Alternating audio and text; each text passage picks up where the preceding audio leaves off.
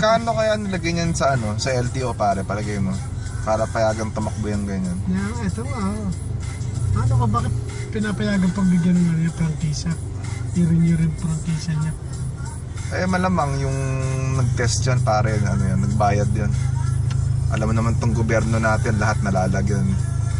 Tapos meron silang mga Clean Air Act. Isipin mo, yung mga totoong may mga laws na batas, hindi pa rin nasusunod. Aasa pa tayo yung mga bill na hindi pa napapas. Diba? Morning! Grabe.